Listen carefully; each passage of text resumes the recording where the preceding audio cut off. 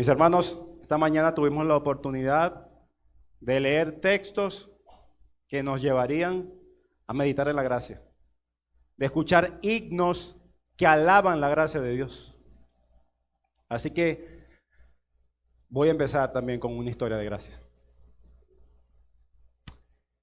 En los años 40, finales de los años 40 en Puerto Rico, nació un niño llamado Nicky Cruz en el seno de una familia muy violenta. Y su madre era tan violenta que cada vez que lo intentaba disciplinar, el niño quedaba inconsciente por días. Constantemente maldecía a su primogénito, su hijo, con su marido. Le decía, maldito el día que te traje al mundo. Constantemente le decía que era un fracasado. Incluso llegó a decirle que era un hijo de las tinieblas. Y un día, uno de esos días que ella le intentó propinarle una golpiza, él la empujó, intentando defenderse. Y hasta ese día dijo, no soporto un niño violento en la casa. Te voy a mandar con tu hermano a Nueva York. Así que ese niño con 16 años llega a Nueva York. Y en el pleno aeropuerto, cuando ve una oportunidad, se escapa. Él no quería saber nada de su familia, ni de su hermano, ni de nadie. Pero saben, 16 años, no hablaba el idioma y estaba en Nueva York. Empezó a vivir en las calles. Con 16 años. Y pocos días después, adivinen qué, se hizo parte de una pandilla. De la pandilla más peligrosa de los Estados Unidos, conocida como los Mau Mau. Y él aquí se sintió como pez en el agua. Él decía que su mamá constantemente sí le enseñó algo, y es a no sentir dolor cuando él recibía una golpiza. Entonces, en esta pandilla hizo toda clase de cosas horribles, robos, secuestros, y incluso estuvo involucrado en asesinatos. Y en apenas un año logró ser el jefe de esta pandilla. Un año, con 17 años. La banda de Nicky Cruz era una noticia constante al final de los años 50, constante, salía en todos los periódicos a cada rato. Y providencialmente, en uno de esos periódicos, al otro lado del país, estaba, en ese momento no tan famoso, un pastor llamado David Wilkerson. Viéndolo dijo, sintió algo de parte del Señor. Yo tengo que predicarle a ese hombre niño. Y arregló unas cosas y prácticamente en esa misma semana cruzó el país y llegó a Nueva York con la intención de predicarle a ese hombre. Así que apenas unos días de haber llegado a Nueva York, David Wilkerson fue directamente a la zona de guerra de que era ese barrio, el barrio donde estaba Nicky Cruz. Y saben, él brillaba, un barrio tan oscuro que ni la policía entraba, un pastor en medio de ese barrio predicando el evangelio. Era fácil de ver. No pasó mucho tiempo, horas. Y Nicky Cruz se daba cuenta que estaba predicando un pastor blanco en ese barrio, latino, negro, puertorriqueño, vamos a decirlo también. Y cuando él conocía a Nicky Cruz, se le vio acercarlo, el pastor empezó a arrepentirse de los pecados. Le faltó solamente 2 segundos a Nicky Cruz para bajarlo de ese pequeño cajoncito de madera, tirarlo en el piso y sacó su arma y con el mango de su arma le partió la cabeza. Constantemente, una y otra vez, una y otra vez. Y el pastor le decía, Nicky, estoy asustado, pero aún si me matas, tengo que decirte algo, Cristo te ama. Para él esto fue confuso. Tanto así que Nicky no pudo soportar eso. Este hombre está siendo golpeado en el piso y me dice, Cristo te ama. No lo soportó y se fue. Pero estas palabras del pastor atormentaron su conciencia día tras día. Cristo te ama. No podía dejar de pensar en eso. Así que cada vez que peleaba, robaba o se drogaba, pensaba en esas palabras. Cristo te ama. Algo estaba pasando en su corazón. Y semanas después, este mismo pastor organizó una predicación pública que asistieron 2,000 personas. Y Nicky fue tentado a ir. Pero saben que había muchas personas, yo tengo muchos enemigos, acompáñenme. 70 hombres de su banda lo acompañaron al centro de Nueva York a escuchar la predicación de este hombre. Y apenas llegó Nicky Cruz ahí, el pastor lo vio desde la tarima. Nicky, yo quisiera orar por ti. Por favor, acércate. Cuando se acerca a la tarima, le dice algo en el oído. Jesús está aquí y quiere perdonar tus pecados. ¿Me permites orar por ti? Sí, adelante. Y fue una oración bastante evangélica, una oración que le recordaba que era un pecador, que necesitaba arrepentirse de sus pecados. A lo que cuando él empezó, que como este hombre me está diciendo que yo soy un malvado, se puso violento frente a él. Dijeron, ya, no ores más. Y al voltearse, no podía creer lo que sus ojos veían. 50 de sus pandilleros, de sus camaradas, arrodillados y llorando. Delincuentes, asesinos, ladrones, llorando, entregados su vida a Jesús. En ese momento Nicky Cruz no pudo resistir más y cayó de rodillas llorando, pidiéndole perdón a Dios por haber pecado contra él y entregar su vida a Jesús. Este hombre pecador, lo peor de lo peor, la escoria de la sociedad, recibió lo que no merecía, recibió la gracia salvadora. Amén. Y es exactamente lo que veremos en nuestro sermón hoy. Por eso mi argumento para ustedes en esta mañana es el siguiente. Solo los que se reconocen pecadores son llamados por Jesús. Lo repito.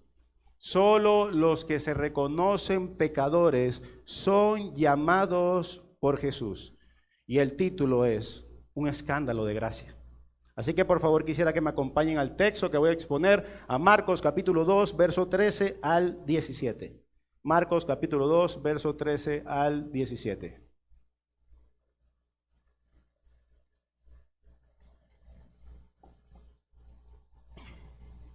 ¿Están allí? Amén. Dice la palabra del Señor. Verso 13. Después volvió a salir al mar, hablando de Cristo, y toda la gente venía a él y les enseñaba. Y al pasar vio a Leví, hijo de Alfeo, sentado al banco de los tributos públicos y le dijo, sígueme. Y levantándose le siguió. Verso 15. Y aconteció que estando Jesús a la mesa en la casa de él, muchos publicanos y pecadores estaban también a la mesa, juntamente con Jesús y sus discípulos, porque había muchos que le habían seguido. Y los escribas y los fariseos, viéndole comer con los publicanos y con los pecadores, dijeron a sus discípulos, ¿qué es esto? Que él come y bebe con los publicanos y pecadores. Al oír esto, Jesús les dijo, los sanos no tienen necesidad de médico, sino los enfermos. No he venido a llamar a justos, sino a pecadores. Amén. Mis hermanos, este sermón estará compuesto básicamente por dos secciones. Es sencillo. La primera sección es un llamado de gracia. Y la segunda sección, una gracia escandalosa. Así que sin más preámbulos, vayamos al primer punto. Un llamado de gracia. Y para entender la profundidad lo que está pasando en este pasaje o el contexto inmediato, en el preciso momento del pasaje, ahí, el verso 13, Roma había invadido a Jerusalén, lo había convertido en un pueblo súbdito, en un pueblo lacayo. Y lo primero que hacía Roma cuando sometía a un pueblo era exigirle grandes impuestos, pesados impuestos a todo el pueblo. Y la responsabilidad de recaudar estos impuestos para Roma recaía sobre los publicanos. Por ende, todo el pueblo judío odiaba a estos recaudadores de impuestos, porque los veían como colaboradores de aquel país, de aquel imperio que lo estaba sometiendo, de aquel imperio pagano que estaba sometiendo a su pueblo. Y generalmente, por lo menos un 95%, los publicanos eran judíos. Entonces los judíos que aceptaban este cargo de publicanos tenían consecuencias inmediatas para su vida. Por ejemplo, le era prohibido entrar al templo para adorar a Dios. Ya no le permitía atestiguar en una corte judía. Todo el pueblo judío los consideraban como traidores, impuros, mentirosos y pecadores. Era una vergüenza para sus padres, hermanos y familia. Se habían convertido en personas que nadie llamaría sus amigos. Eran los más bajos de la sociedad, eran la escoria de la sociedad. Eran discriminados porque eran pecadores. Para la idea farisaica del momento, ellos no podían jamás tener el perdón de Dios. Los publicanos jamás van a tener el perdón de Dios. Pero los publicanos tenían tanto amor por el dinero, era su ídolo, que sabiendo todas estas consecuencias, no le importó perder amigos, familia, ni su entrada al cielo, ni su cercanía a Dios. Por lo menos la visión judía. Ellos habían dejado todo, pero por su ídolo, las riquezas. ¿Y saben qué? Leví o Mateo, en nuestro texto, el autor del primer evangelio, era un recaudador de impuestos, era un publicano, un odiado publicano. Verso 13. Después volvió a salir al mar y toda la gente venía a él y les enseñaba. Después de haber curado al paralítico en la sección anterior, específicamente en el capítulo 2 de Marcos, de verso 1 al 12, Jesús volvió a salir de esa casa de Capernaum y comenzó a enseñar otra vez a las orillas del mar de Galilea. De ahí venía Jesús. Salió otra vez de Capernaum, de la casa, a la orilla del mar de Galilea, a enseñar otra vez. Y la pregunta que podemos hacerlo, ¿qué estaba enseñando Jesús? Pues lo dice en Marcos capítulo 1, verso 14.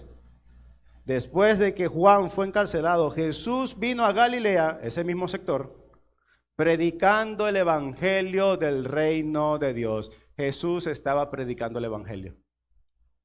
Así que después de salir del mar, de predicar el evangelio en las orillas del mar de Galilea, verso 14, y al pasar, vio a Leví, hijo de Alfeo, sentado al banco de los tributos públicos, sentado cobrando impuestos. Y le dijo, sígueme. Y levantándose le siguió. Hermanos, decía un siervo del Señor que cuando de Jesús dijo esta palabra, sígueme, debió haber mandado ondas expansivas a toda la multitud circundante. Había una multitud ya escuchándolo. Ningún rabino respetable le diría a un publicano, recuerden cómo era odiado, a un idólatra, al que le había vendido su alma al imperio romano, a un codicioso, a un ladrón, a un traidor, a un extorsionador. Ningún rabino importante, ningún maestro le había dicho, sígueme. A este pecador jamás le hubiesen dicho eso. Y hermanos, la tradición oral de los judíos, llamado la Mishnah, y escúchenlo bien, decía que si tocabas a un recaudador de impuestos, tu casa quedaba inmunda. Entonces realmente lo odiaban.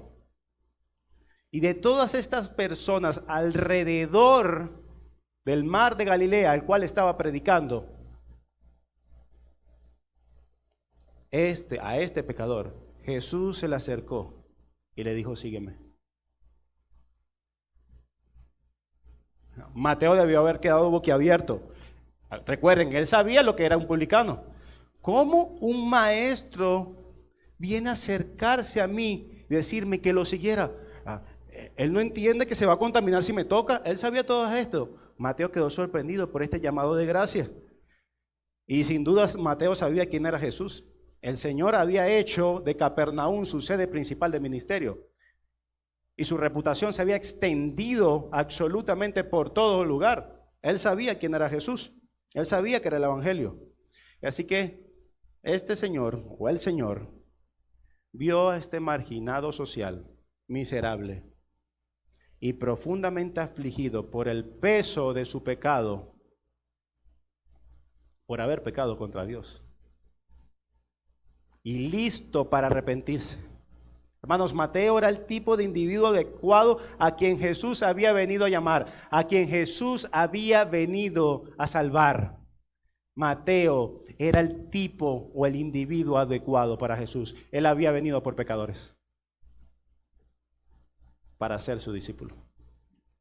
Y sin pensarlo dos veces, levantándose le siguió. Esa palabra de sígueme en el verso 14 es un imperativo, que quiere decir que es un mandamiento.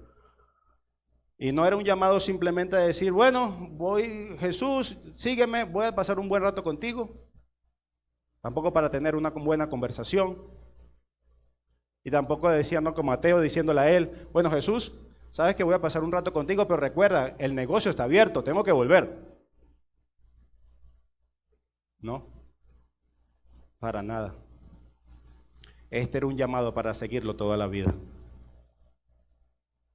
A partir de ahora, es como si Cristo le estuviese diciendo con ese sígueme, Mateo, a partir de ahora quiero que dejes de estafar, de robar, que dejes ese trabajo pecaminoso, que dejes tus ídolos, tu codicia, tu traición, tus pecados y me sigas únicamente a mí. A partir de ahora voy a ser el único objeto de tu adoración.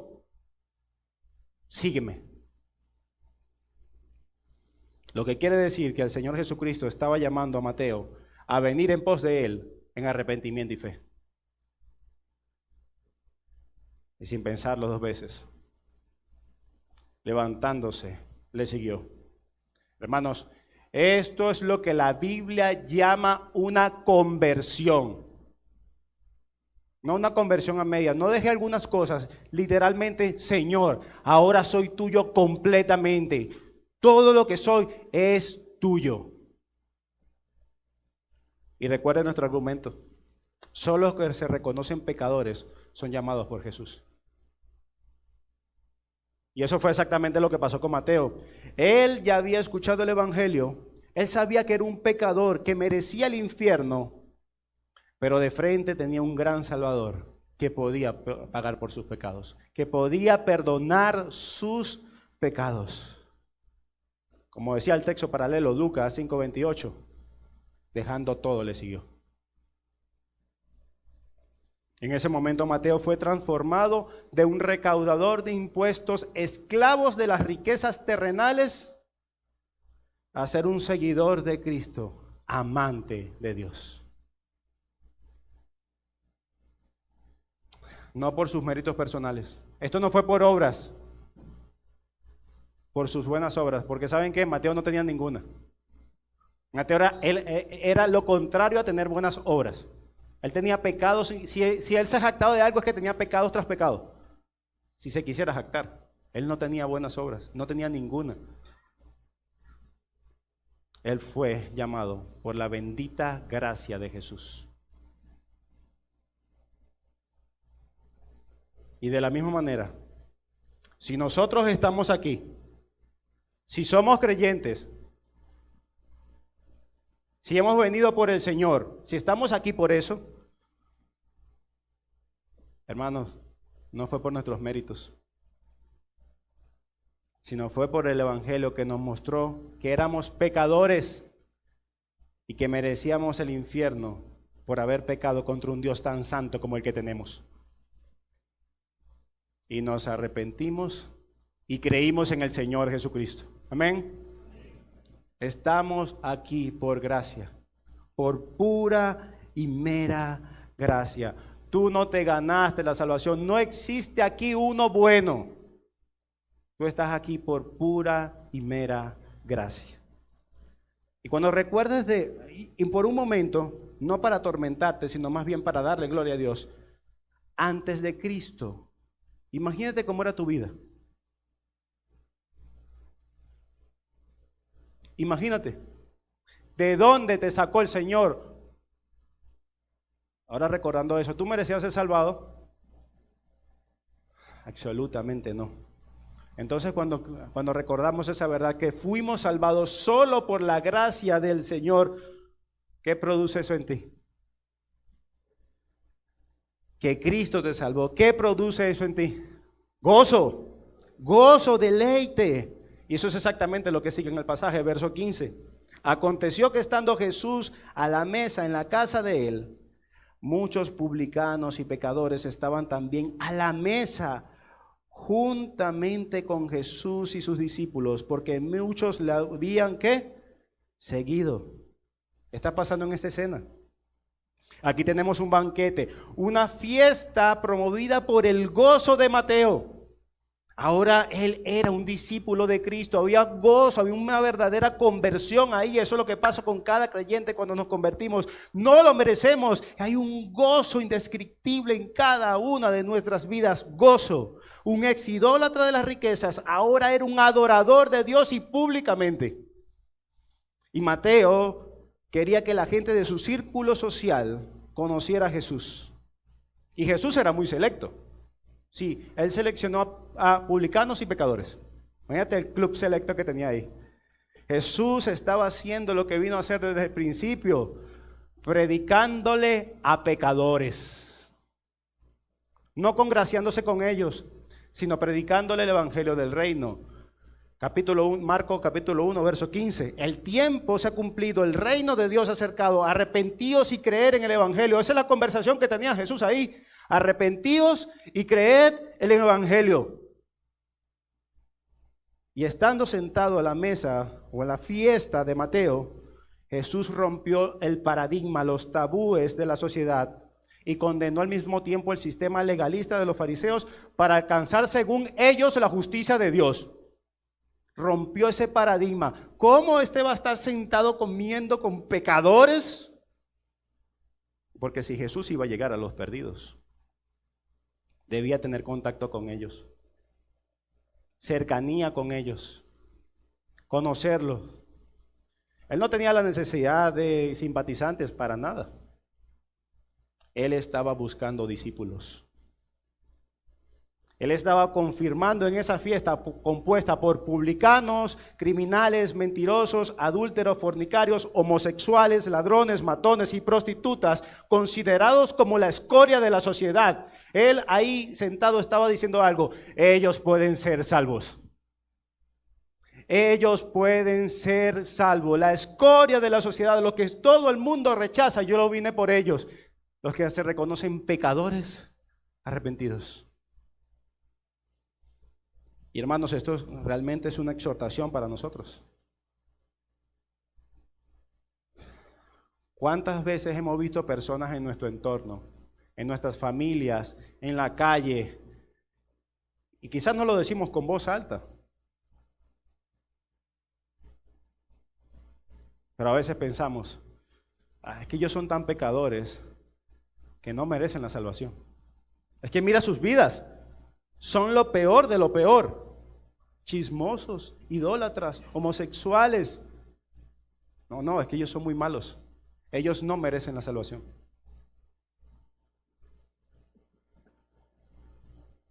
Pero pueden ser salvos por el evangelio. ¿Y sabe por qué estoy seguro? Porque aquí hay un montón de eso, de pecadores arrepentidos, de que no merecíamos la gracia del Señor. Todos nosotros la recibimos por pura y mera gracia. No lo merecíamos. ¿O existe alguna persona aquí que pueda decir, hey, mételos a ellos, a mí no, yo puedo llegar al cielo por mis méritos? Mira, yo sacando la cuenta, tengo mis obras han sido perfectas para Dios. No existe. No existe. Y hermanos, sinceramente, nosotros no vamos a decir que nosotros éramos la escoria de la sociedad. No. Nosotros éramos la escoria del universo. Porque ves el universo se comportaba, siempre se ha comportado como Dios ha demandado. Y los únicos que se han rebelado contra ese Dios no es el universo, somos nosotros. Éramos la escoria del universo, que merecíamos el infierno. Que era justo que si Dios no hubiese decidido, ustedes, hasta aquí llegó mi paciencia. Que la mano poderosa y justa de Dios no hubiese hecho polvo a todos. ¿Era justo? Por supuesto que sí. Habíamos pecado contra el Dios de los cielos. Pero fuimos llamados por gracia. Así que no nos sintamos superiores a nadie, porque no lo somos. No seamos un obstáculo para el evangelio, porque somos salvos por gracia. Amén. Lo que nos lleva a nuestro segundo punto. Una gracia escandalosa. Verso 16. Y los escribas y los fariseos, viéndole comer con los publicanos y con los pecadores, dijeron a los discípulos: ¿qué es esto? ¿Que él come y bebe con los publicanos y pecadores? ¿Y qué es esto? Esta pregunta que hacen aquí es una mezcla entre una pregunta, una exhortación y una burla. ¿Qué pasa a Jesús, su maestro? ¿Acaso no saben que los publicanos son traidores a la patria, que si lo toca son inmundos y él está sentado al lado de un inmundo? ¿Y sus conocidos quiénes son? Pecadores. Lo peor de lo peor. Porque ningún rabino respetable habría partido jamás el pan con tal grupo de malhechores sociales ni de excluidos religiosos. Un verdadero rabí, según ellos, no lo hubiese hecho. Y hermanos, en Israel del siglo I, compartir la comida juntos era una declaración de aceptación social y de amistad. Por eso es que Jesús le tuvieron ese título de amigo de pecadores, porque comía con ellos. Aceptación social. Que el Mesías, el que decía ser Dios, comiera con este tipo de personas, escúchenlo bien, era un escándalo. Era un escándalo para las mentes de los líderes religiosos de ese momento. Los escribas y fariseos, los grandes teólogos de la época, estaban reprendiendo y burlándose al mismo tiempo de sus discípulos, diciéndole en palabras como las nuestras: ¿acaso no sabe su maestro que según nuestro sistema farisaico y legalista, ellos, los pecadores, no tienen derecho a la justicia de Dios, no tienen acceso a Dios? ¿Acaso no sabe eso tu maestro? Esto es un mal espectáculo para tu maestro. Esto es un escándalo. Y si somos sinceros, sí lo es. Esto es la gracia escandalosa que ningún pecador merece. ¿Y saben qué sigue pasando hoy? Dios sigue salvando a hombres y mujeres que se arrepienten de sus pecados. La misma gracia escandalosa que Dios impartió a esos pecadores la sigue impartiendo hoy. Y sigue produciendo lo mismo de hoy. Como este idólatra, como este que es adúltero, como este homosexual, el drogadicto, el asesino, ¿cómo ahora van a ser cristianos? Escándalo. La misma gracia escandalosa. Vivió toda su vida mal y ahora es cristiano. Sí. La misma gracia escandalosa. Hermanos, nosotros somos frutos de esa gracia escandalosa que paralizó a los escribas y a los fariseos. No puedo entender, según el sistema legalista de acercarse a Dios, esto no cuadra. Si nos hicieran la pregunta a nosotros: ¿cómo es posible que adúlteros, mentirosos, idólatras, estafadores, ladrones, borrachos, homosexuales, fornicarios puedan tener acceso a Dios? ¿Cómo es posible? Porque hemos reconocido que somos pecadores y que reconocemos que merecemos el juicio de Dios.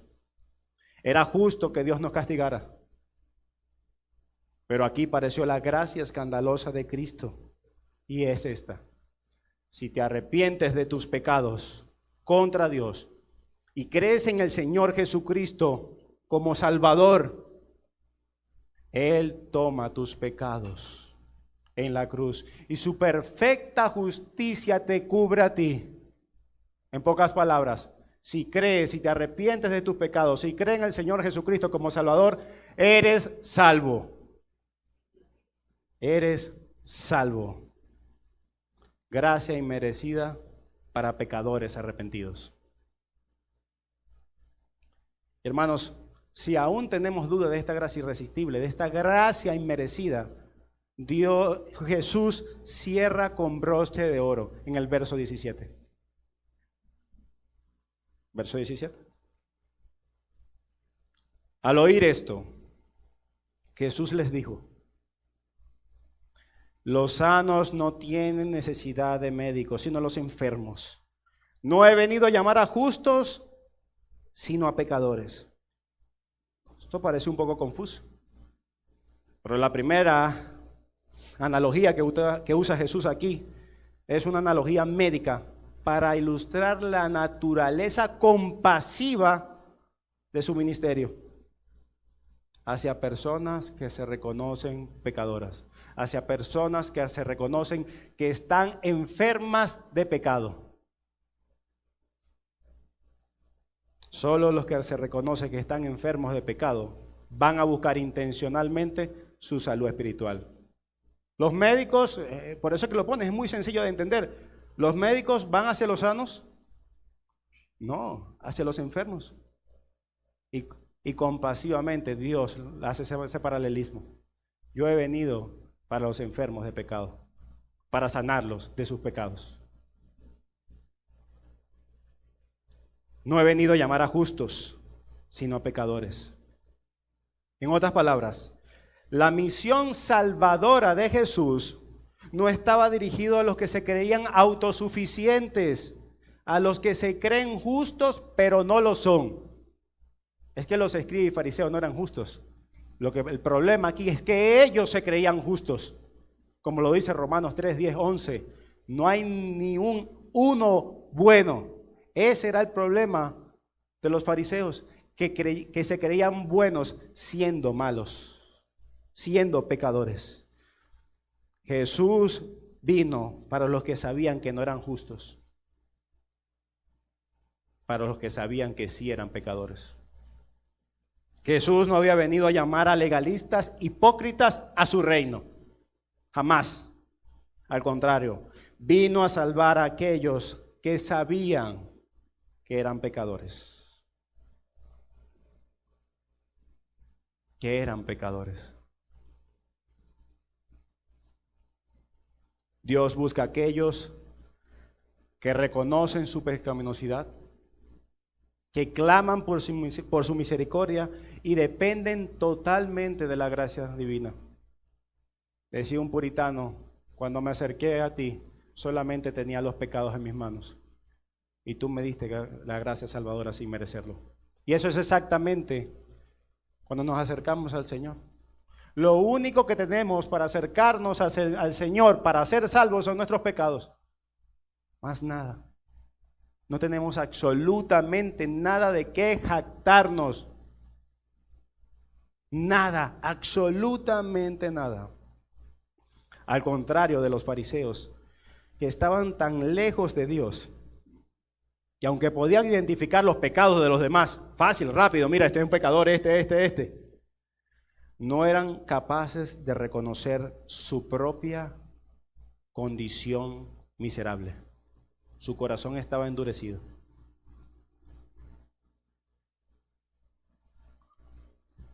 Y ahora me quiero dirigir a los que están aquí sin Cristo.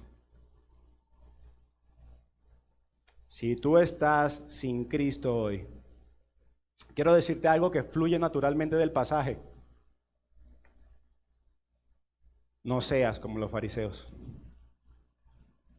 que creyéndose justos y buenos, aunque no lo eran, porque de igual manera habían quebrantado la ley de Dios, su orgullo los llevó a rechazar el evangelio de la gracia, de la gratuidad, el evangelio gratis de la gracia. Su orgullo, creyéndose que por sus obras iban a llegar al cielo, rechazaron el evangelio de la gracia. No sea como ellos. No eres justo, no eres bueno, eres un pecador. Y si entiendes que has pecado contra Dios, eso es bueno para ti. ¿Cómo es eso? Porque solo los que se reconocen pecadores son llamados por Jesús.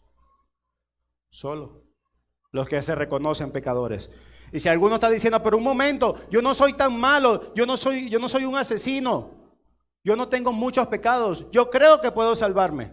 Gálatas 3:10 dice, porque todos los que dependen de las obras de la ley están bajo la maldición. Pues escrito está, maldito todo aquel que no permaneciese en todas las cosas escritas en el libro de la ley para hacerlas. Esto quiere decir que si tú te quieres salvar por tus obras, puedes hacerlo, puedes intentarlo, pero desde la cuna a la tumba no puede haber pecado en ti, ni uno.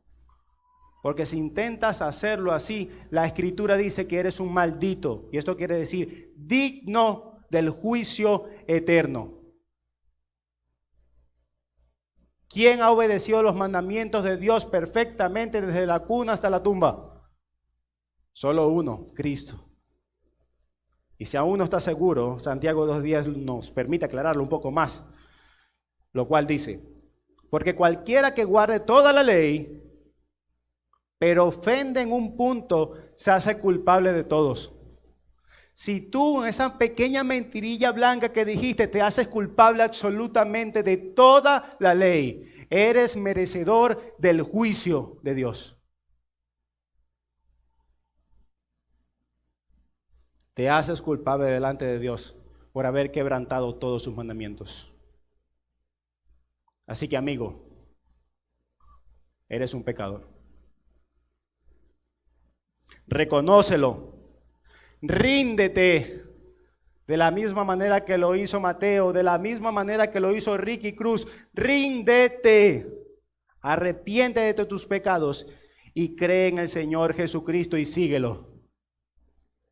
Arrepiéntete de tus pecados, que has pecado contra Dios, y cree en el Señor Jesucristo como Salvador y Señor y síguelo. Ese es mi deseo para ti. Dios obre en tu corazón, que entiendas esta verdad, que entiendas que eres pecador. Pero hay una buena noticia. Hay alguien que puede pagar por esos pecados y es Cristo. Amén. Así que mis hermanos, recuerden, esta gracia nos motiva de doble manera. Primero, nos recuerda que no merecemos absolutamente nada y que nos pone los pies sobre la tierra. Aquí nadie es mejor que nadie. El único mejor aquí es Cristo. Te pone, no merezco absolutamente nada. Pero al mismo tiempo que nos exhorta, también nos anima. Por esa gracia inmerecida, tú y yo un día veremos cara a cara a nuestro Señor Jesucristo. Por ese regalo de gracia que obró en tu vida y en la mía. Por ese regalo de gracia. Así que, hermanos, recuerden, la iglesia de Jesucristo no está formada por gente perfecta, sino por pecadores perdonados. Por medio de su gracia escandalosa. ¿Y saben qué? Va a seguir haciendo escándalo hasta la venida del Señor Jesucristo. Así que contempla esta misericordia, ese beneficio que Dios tiene para con nosotros. Eres salvo solo por gracia. Y esto es lo mejor que nos puede pasar. Amén. Oremos. Señor, gracias por estos mensajes. Gracias por tu palabra, que nos recuerda que no merecemos absolutamente nada, que somos pecadores arrepentidos. Gracias por tu evangelio. Gracias que tu evangelio es tan simple que hasta nosotros podemos entenderlo. Ayuda, Señor, a realmente profundizar en esta verdad y salir animado, con gozo, como lo tuvo Mateo. Ese gozo de los creyentes. Y permite, Dios, te lo suplico, obra en los corazones incrédulos hay aquí, sálvalos, que se arrepientan, para que puedan decir, yo creí por esa gracia inmerecida. Te damos gracias por cada minuto en esta vida que nos permite experimentar cerca de ti. Damos gracias en nombre de Cristo Jesús. Amén.